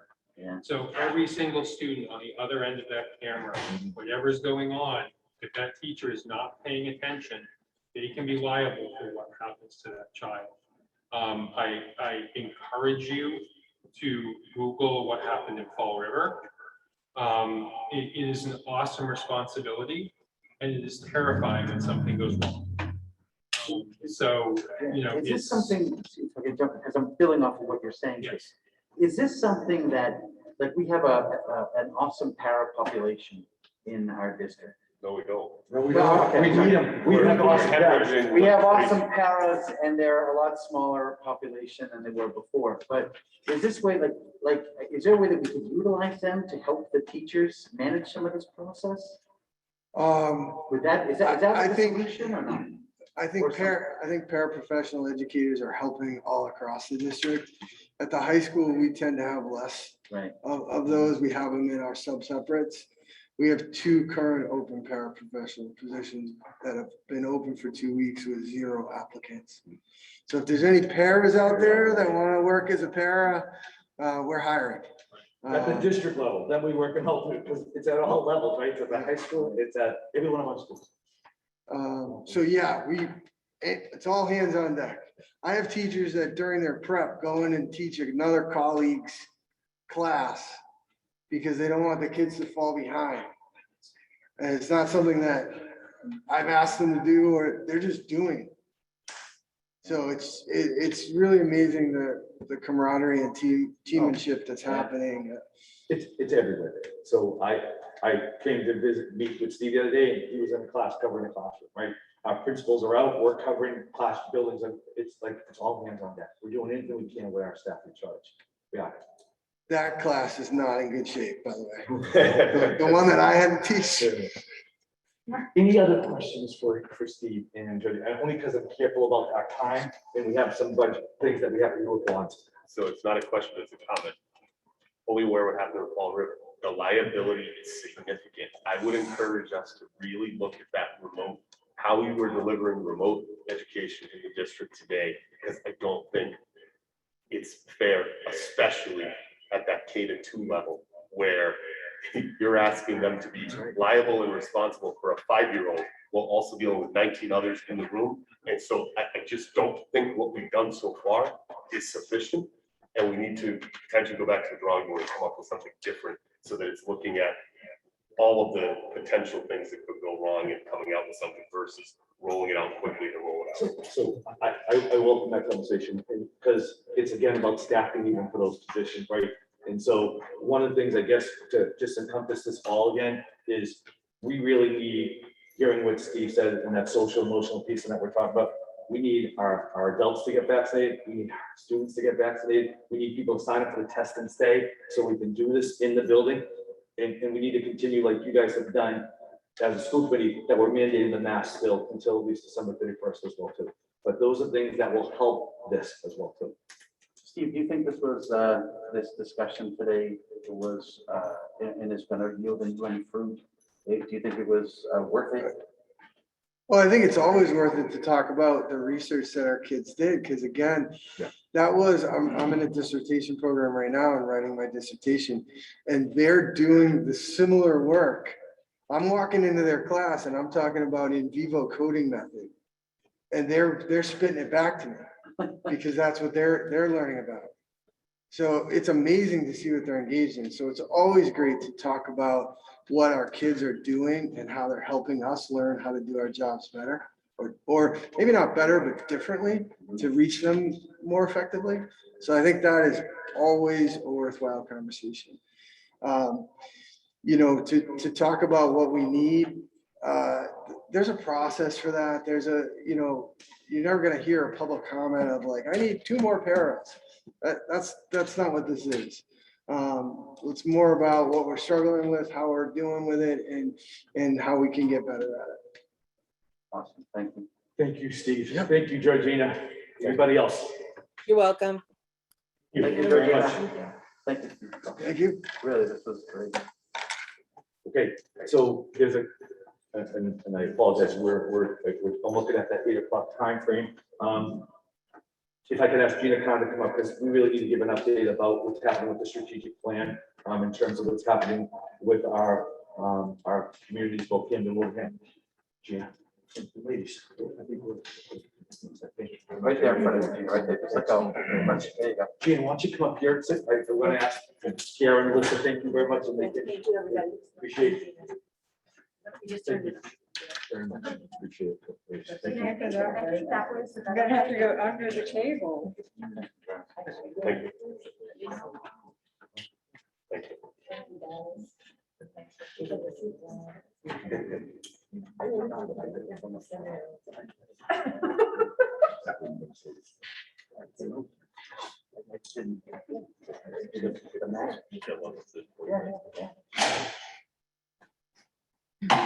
It's went to, Good evening. Thank you very much. And I will go as fast as I can because I know we still have work to do. And we're shutting the lights at 8 o'clock for search and mission anyway. So I'm here to do a brief update on how we are making progress in our strategic planning process. I want to start with an apology because over the past 4 days or 5 days, I've had the opportunity to speak to about 18 individuals who have come forward with an interest in being part of this strategic planning steering committee. And I had promised that I would get back with some sort of response before the end of the week, and that has not happened. So I want to just say that out loud, and in a moment we'll talk a little bit about what is going on. So I want to start with how we are doing with the SWOT analyses that the Mars group are conducting right now. So when we were last together, they had conducted the Hwrsd leadership in the summer and had done a SWOT analysis session at Soul Road. Last Monday, our team, Jay Berry, Mary Jo Nowacki, and Matt Reed, were at Green Meadows, Mile Tree, and Stony Hill. That means that we are just about coming to fruition on those initial plans. So next week, they will be at Wilbraham Middle School, and Minichog, of course, was rescheduled, and they are going to be meeting on the 25th. And we do know, as we've spoken, that the next school committee meeting will involve SWOT analysis for this group. So I understand that that will be done during regular session. And also there will be a survey that Mars has prepared that I will be sending, or I think I will be sending it. I don't think they will be sending it. They will be sending it in advance. And it's a survey monkey. It will really help to streamline the conversation that happens when you are all together doing this SWOT analysis. So be on the lookout for that. They are asking that it gets returned. I did make a note of that, I think by 10/14, by October 14th. So I will get that out tomorrow if that is okay, that I communicate directly with that survey link. That works, okay. Then that's what I will do. The strategic planning support team or the steering committee, the construction of that still continues. And we really have made some great progress in terms of those elements of the team that are pretty clear. Our district administrators, our principals, we have 3 principals, Steve Hale, Serenity Greenwood, and Sharon Moger. From our boards of selectmen, we have two board members one from Hamden and one from Wilbraham, and someone additionally appointed from Wilbraham, that is Tracy Farnsworth. Our school committee, we have Maura Ryan and Bill Bonchempi. Our teacher selection or recruitment is still underway, but we have 3 out of approximately 6, one of them being an HWEA representative as recommended. We have 2 students that have been recommended by Heidi Draw, who will serve on the team. We have not gotten the confirmation from their parents yet, so I think that is going to work out. And an alumni, a recent grad who has stepped forward and asked to join the team, and that makes so much sense. So we are at the parent and community representative place where we, as we have had, as I said, 18 responses to that outreach that was done not too long ago in the Times and through Superintendent Gannon's communication. And of those 18, I have spoken to 17 amazing individuals, people who are honestly dedicated to the work that is ahead and excited about it. People who have had amazing, outstanding experiences in the district, and people who are very sincerely sharing some issues that they really truly want to see addressed in this process. And knowing that we will have that range of experience should give us all faith in the process that we are about to engage in. Mars has really recommended that we keep this team to 20. We have explained to them that that really is not possible, even in terms of how they have outlined the teams themselves. And so nudging it hopefully to about 25, that does mean that we will probably be landing on about 5 to 6 parent community representatives from Wilbraham and an equal number from Hamden. At this point, we have had 3 responses from Hamden and our friend Don Davenport, the chairperson of the Hamden Board of Selectmen. We are working with him to complete that roster. So for those of you that are Hamden residents who may still have interest in serving on the team, I urge you to get in touch with with Select Person Davenport, and the selections of parent community representatives will not be made until we have that entire group that we know who they are and the various touch points that they represent across our district. It's really important to get that range of experience. I think, did I leave anything else? Superintendent Dan's really good at sometimes reminding me, touching me. We still need some family and community members from Camden. So if another, point, just if you are interested, please reach out to Don Davenport and let him know if you're interested in being part of the strategic plan.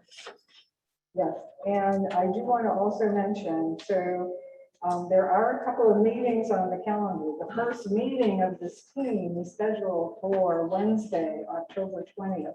That is coming up really fast, so we are really hoping that we can get the roster buttoned up.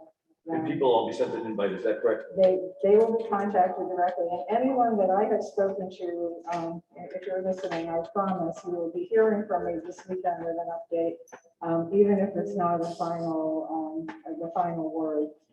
That meeting on October 20th is from 5 to 7 p.m. at Thornton Burgess. As I said, the school committee on 10/21 for their SWOT analysis.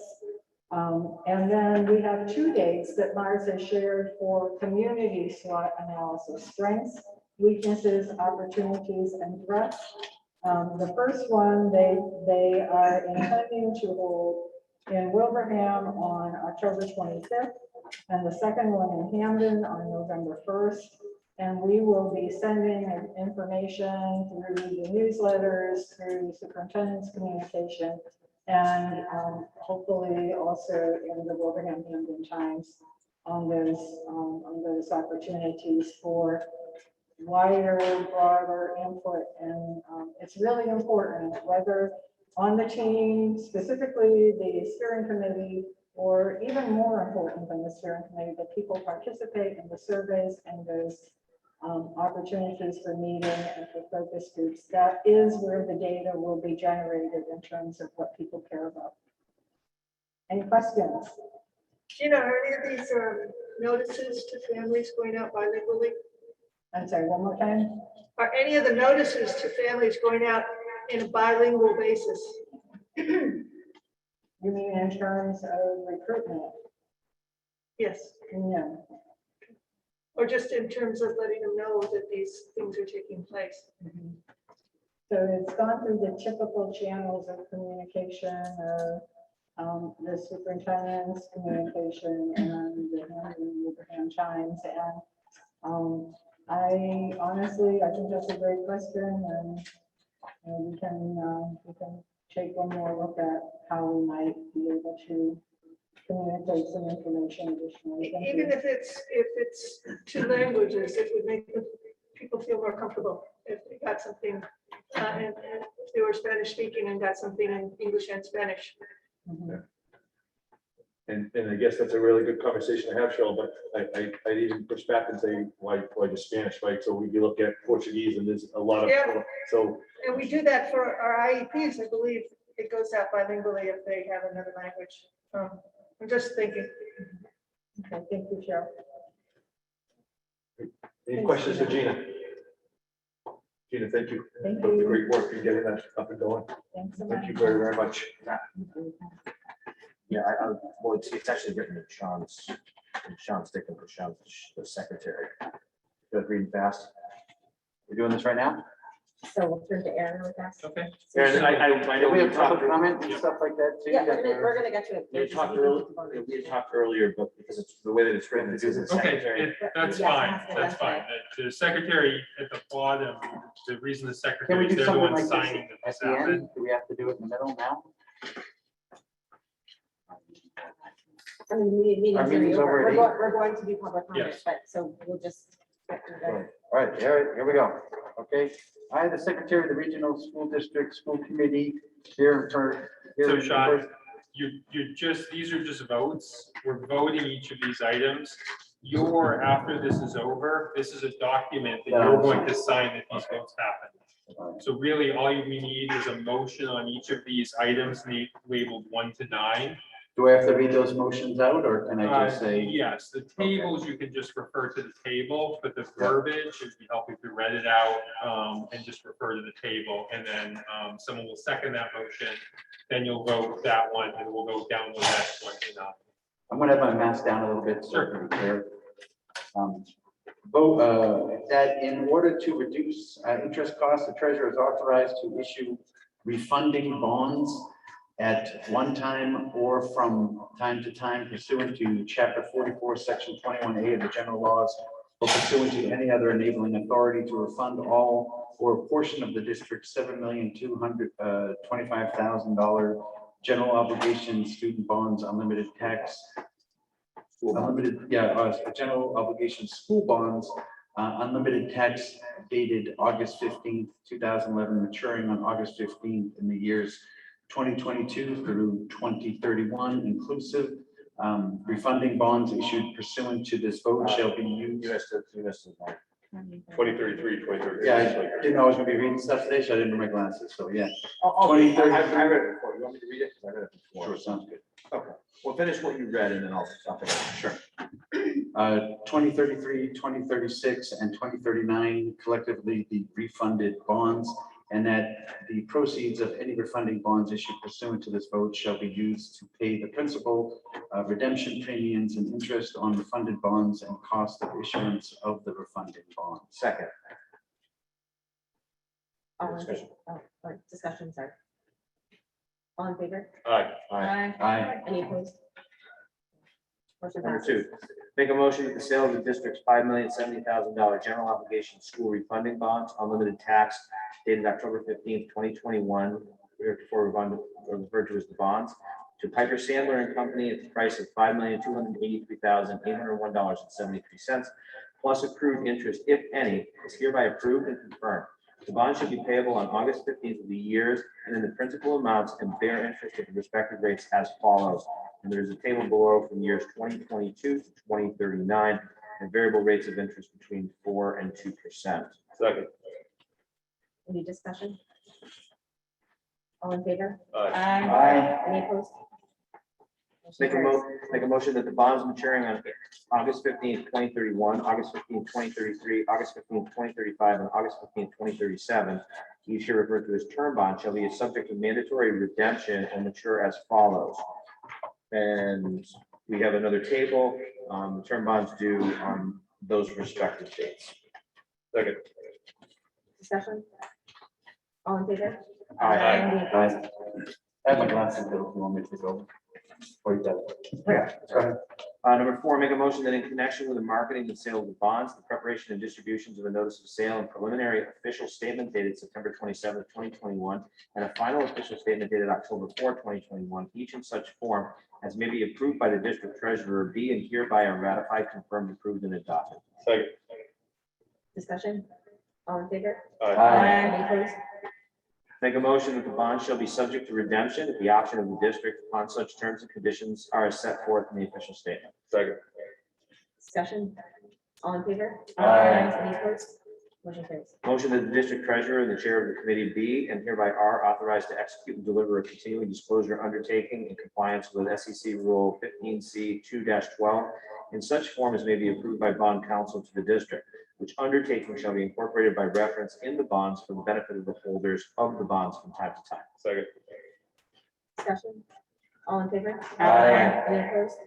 Motion carries. Motion that we authorize and direct the district's treasurer to establish post-issuance federal tax compliance and continuing disclosure procedures in such forms as the district treasurer and bond counsel deems sufficient, or if such procedures are currently in place, to review and update said procedures in order to monitor and maintain the tax exempt status of the bonds to comply with relevant securities laws. Second. Discussion? Just a quick question. Who is the district treasurer? That is Sabrina Lopez. So very much. Works Thank in you. my office. Yep. Super. All in favor? Aye. Any opposed? Motion carries. Motion that any certificates or documents related to the bonds, collectively referred to as the documents, may be executed in several counterparts, each of which shall be regarded as an original, and all of which shall constitute one and the same document. Delivery of an executed counterpart of the signature page to a document by electronic mail in a PDF file or other electronic transmission shall be as effective as delivery of a manually executed counterpart signature page to such document. And electronic signatures on any of the documents shall be deemed original signatures for the purposes of the documents and all matters relating thereto, having the same legal effect as original signatures. Second. Discussion? All in favor? Aye. Any opposed? Motion carries. Motion that each member of the committee, the district secretary, and the district treasurer be and hereby are authorized to take any and all such actions and execute and deliver such certificates, receipts, or other documents as may be determined by them or any of them to be necessary or convenient to carry into effect the provisions of the foregoing votes. Second. Discussion? All in favor? Aye. Any opposed? Motion carries. After this meeting, we need to share the secretary to sign some documents. So there's a whole slew of documents that are here to sign. Thank you. In terms of, brevity, there is one other item that if the school committee wished to vote on. It's the acceptance of a donation from IPG in the amount of $4,000. It's not on the agenda, but we received it the other day. And it would be great if the school committee could accept that money. Make a motion to accept the donation of $4,000 from IGP. Second. Discussion? All in favor? Aye. Any opposed? Motion carries. We should send them a thank you note. Yes, yeah, they will, yeah. And I'll defer the remainder so that we can have some public comment. Well done, that gentlemen. Thank you for going through that. Good work with that refinancing the bonds as well.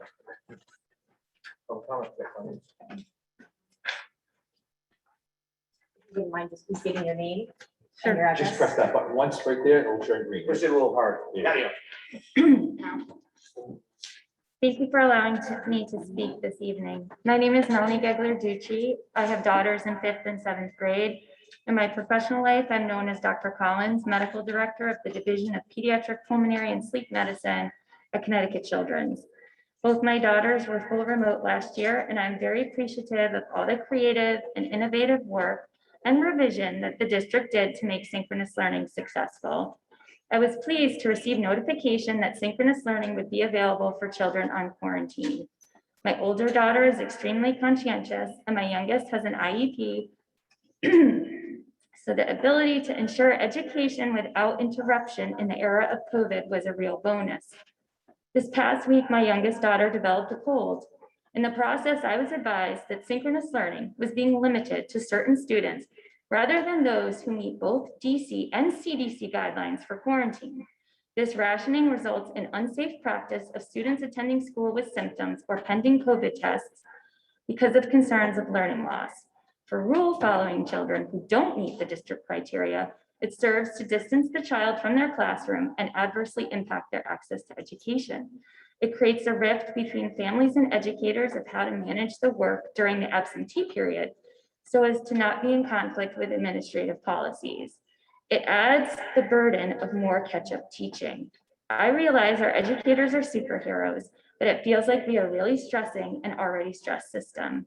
Children's are stressed as well. Children's hospitals are bursting at the seams with children with behavioral issues such as anxiety and suicide attempts. My daughter had questions about her illness, which included, what did I do wrong? Why won't they let me see my teachers and do remote school? As a family, we have strictly adhered to COVID safety guidelines. School is my children's highest risk exposure, but there is still the unavoidable risk of normal childhood illnesses. In fact, the average child gets anywhere from 4 to 6 colds per winter, and at this rate, school absences add up quickly. By rationing access and mandating time out of in-person learning due to symptoms, I would encourage you to read that guideline. You make these normal illnesses more high stakes for risk of learning loss. Like you, I'm incredibly frustrated with the issues I face daily as a professional due to the pandemic. Yet as physicians, we have not denied or rationed care to sick patients. In medicine, we have identified well or sick, or our patients need us. Your students need you. Please stop rationing access to synchronous learning. Thank you, Millie. Thank you very much. Joe Lois, 5 Ward Road, Wilbraham. I didn't plan to speak, but there was something came up in the meeting I want to talk about. So this may come out a little bit jumbled, but I and this is not criticism of the administration or the school committee, but we continue to hear how difficult it is to hire paras and teachers right now. I think, you know, in the industry I'm in, the place I work, it's whatever it takes, sort of the mentality. And I think we need to take a look at this. Do we need a steering committee, a hiring task force? Do we need community members? Do we need members of administration or a school committee? Who can we put together to help solve this problem? I'm at my daughter's field hockey games, and one of the parents, she's a teacher in Agawam, and I'm saying to her, hey, we need teachers desperately. And she's going, well, I don't think they need a high school English teacher. Well, we need a high school, we need everything. So I think, you know, we're talking about it. I know I'm sure you're advertising every way we possibly can. I know we could post certain words or phrases on the forum, the open forum, and we get 1,000 comments. So what can we do to get 1,000 comments around? We need to hire teachers. We need to hire paras. Like, so I'd be up to help. I think a lot of the members of the community be up to help. You know, we just got to figure it out. So anything we do to help, I think you could have 60, 70 people here in this meeting room. So I think there's a lot of parents who are willing to help. So anything we can do, I'd be willing to help, and I hope we take that seriously. So thank you. Thanks, Jim. Is there anyone else who would like to make public comment?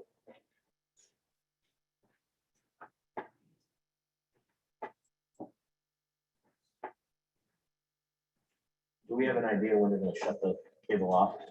Are you gonna shut it off as soon as I speak? Yeah. You just never know. If only it has an ability to live in my house. Thanks for the time, I appreciate it. September 17th. State your name and address. I'm sorry, David Sanders, 925 Glendale Road, Wilbraham. September 17th was Constitution Day and Citizenship Day. This day commemorates the September 17th, 1787 signing of the United States Constitution. Each educational institution that receives federal funds for a fiscal year is required to hold an educational program about the U.S. Constitution for its students. Posting is intended to remind, this posting, which is attached to this, excuse me, is intended to remind affected educational institutions of this responsibility and to provide resources for them to use in developing their program. I have a website handout later. To assist in planning Constitution Day programs, the Department of Education was pleased to provide links to websites that contain materials that can be publicly accessed for general use or for use as teaching materials in the classroom. So there's no reason not to do this. 1 minute, Sean? No, you just finished 1 minute. Okay. I'd like to know what, if any, Constitution Day programs were presented or discussed. What grades participated, and can HWRSD parents access the curriculum? Excuse me, and how about non-parents? I think the curriculum subcommittee, the school committee as a whole, and the HWRSD staff are more interested in CRT than they are in teaching our kids the true history of our country. Reminder, elections have consequences. Thanks for your time. Is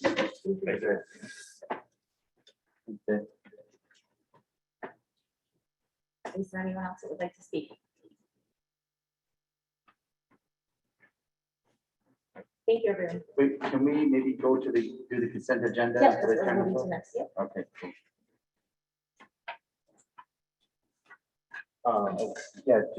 I make a motion to accept the consent agenda. I have a question just before we do that. What were the revisions made in the 9-2 minutes? Because we already approved those minutes.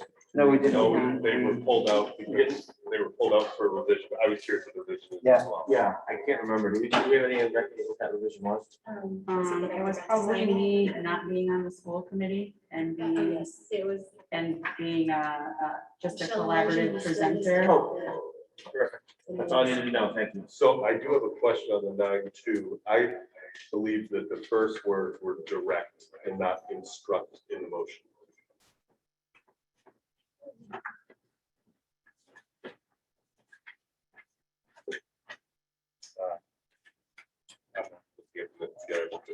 Sorry, I'll find it. Where you at that? September 2nd. So the motion on September 2nd, I do not believe it started with to instruct. I think the the original motion John had made was instruct, but I do believe that the first word was direct as opposed to instruct on that motion. I have the motion written down. I just don't have it here. I have it in my home notes. So we can table this and I can look at it and come back. Someone should just go watch the film. Yeah, so we'll just pull this one, watch the film, verify it, and then come back. We got it? I also have a change to make on the curriculum subcommittee notes.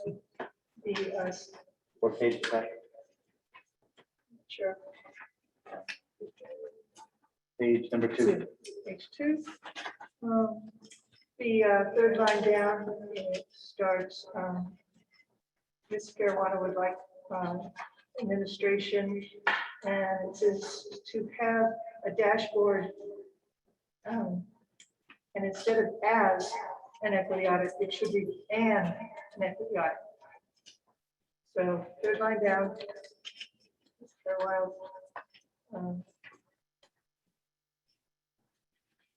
We have a dashboard and an equity audit.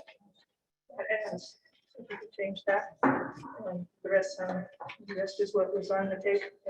So that's September 2nd, page 2, second to the bottom paragraph, second to third to the last sentence. Just change the dashboard as and to dashboard and. Yeah, because the dashboard isn't as an equity audit, it doesn't take the place of an equity audit. Is whoever's And- making the audit tracking this? Okay, great. Thank you. So we can include it with that revision unless someone else has a revision. Can I say on page 3 for under the collaborative, due to continued theft of items on in buses, we have installed security cameras. They hadn't installed them if money was approved to purchase them. Okay.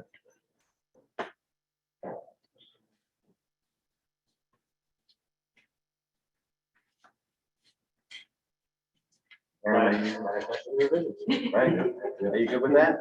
All right. And then I've got a question on 9.3. So did we change our format where this now includes executive session minutes?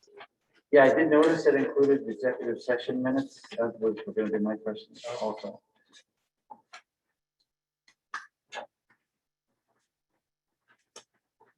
I guess.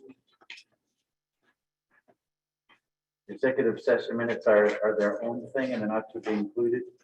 Because we're in executive session, we have to vote specifically with the chair. Well, actually, we don't have to vote, the chair decides when those minutes can be sent forth. So pull those two, I would pull those 2 minutes out. Minutes should still be approved. Yeah, The with chair that, with then the decides exclusion of whether the. to release them. Yeah. No, I mean, so it's the chair doesn't just release outright. The executive session is still needs to be approved by the committee. The chair then determines that can be released. It's no longer. Or we have to do that in executive session. Correct. That's right. Bill, I thought you could, the chair could just approve it. Weren't you just doing some of those on executive session? The Remember chair that? The chair can only approve it after they've been approved. The chair is allowed to release executive session minutes. They're not allowed to approve them unilaterally. Okay, cool. Once a thing that's come to an end, once a topic or an agenda item or something that's come to an end, they don't get to stay in executive session forever. They have to eventually move to the public session. Okay, of September 25th. So are we okay then? Making that change. So we just have to make that change. Yeah. So we just need to eliminate the executive session minutes. And the minutes can be approved. Yeah, it should end at 11:00. Yeah, correct. Has anyone signed the warrant yet? No, if people could, that would be great. So are we good with, we good with approving these then? So are you approving 714 and 810? 714, 810, and 923, and the 923 would be, the only change would be to eliminate the executive session minutes. For 9.2, are we just looking for the word instructor direct? I mean, could we clarify that somehow and approve them pending that? Whatever the language is, Yeah, I we, can we either- have, we have some interest in these minutes and like it would be nice to find as the records access officer. Yeah, yeah. All right, so Aaron, if you can find it, or I can send it to you, or whatever, we'll see what happens. If you send it, it's gotta be the video, it's gotta be what was actually said. Right, I read verbatim Yeah, what we'll- was on the thing. so I'm We'll saying. pull that and check. If we can't, we'll just have to do what we have to do. Good. So approve of the minutes pending those changes. Yeah, okay. Make a motion to approve the consent agenda. We never actually seconded it. Thank you. Discussion. Do I have to abstain from the 2021? You have the ability to vote, you also have the ability to abstain. Doesn't matter. Yeah, you Okay, don't I have don't know to. if I had missed anything else. Nope. All in favor? Aye. Anyone opposed? Motion carries. Yeah, we're pushing all the time. Okay. So one thing on future agenda items, so piggybacking with Joe's comment, can we please have a discussion on staff turnover? So this is our second principal at the elementary level that we've lost in 4 months. They're going to lateral, it's a lateral move. And we talked about it before, it's a concerning rate that we have people departing this district.